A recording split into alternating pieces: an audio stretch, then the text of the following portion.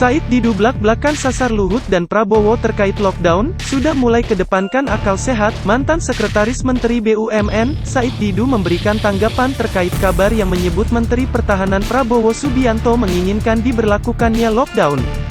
Hal itu terjadi ketika Said Didu diwawancari oleh konsultan politik dan media, Hersubeno Arif yang tayang di YouTube-nya MSD, Sabtu tanggal 28 Maret tahun 2020.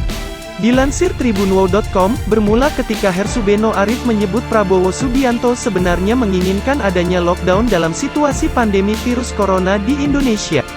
Mantan Sekretaris Menteri BUMN, Said Didu memberikan tanggapan terkait kabar menyebut Menteri Pertahanan Prabowo Subianto yang menginginkan diberlakukannya lockdown.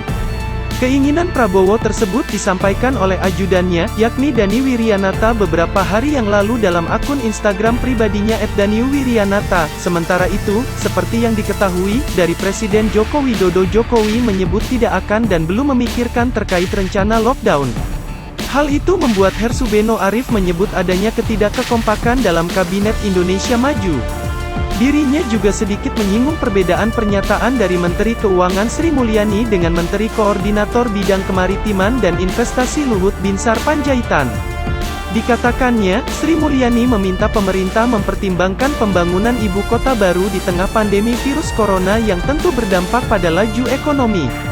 Sedangkan di sisi lain, Luhut tetap ngotot pemindahan tersebut tetap berlangsung. Perbedaan statement dari Sri Mulyani kemudian Luhut, apalagi ditambah bocoran perbincangan Pak Prabowo dengan ajudannya yang bahwa sebenarnya yang paling tepat adalah lockdown, tanya Hersubeno Arif. Ini kan menunjukkan sebenarnya manajemen di kabinet sudah acakadut, sebutnya. Menanggapi hal itu, Said Didu justru menilai hal tersebut positif. Said Didu mengatakan dengan banyaknya para menteri yang memiliki pendapatnya masing-masing maka bisa dikatakan sudah memakai akal sehatnya. Menurutnya, para menteri sudah tidak lagi hanya sebatas yes man kepada keputusan presiden. Saya membacanya kebalik, bahwa sudah memulai muncul akal sehat di kabinet, ujar Said Didu. Sehingga sudah ada yang menyuarakan kebenaran, tidak yes man lagi semua, imbuhnya. 14.000 lebih pemudik dari Jabodetabek, Jokowi beri pesan kepada Kepala Daerah Presiden Joko Widodo. Jokowi mengatakan terjadi adanya percepatan arus mudik dari daerah Jakarta, Bogor, Depok, Tangerang dan Bekasi Jabodetabek. Percepatan arus mudik tersebut tidak terlepas dari diberlakukannya tanggap darurat bencana COVID-19, khususnya di Jakarta. Ditambah lagi dengan rencana akan adanya karantina wilayah.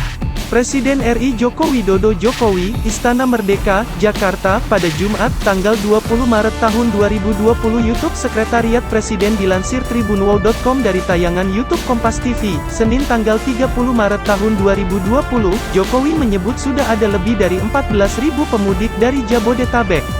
Data 14.000 pemudik tersebut hanya terhitung dari yang menggunakan armada bus, belum lagi yang memakai alat transportasi lain, termasuk kendaraan pribadi.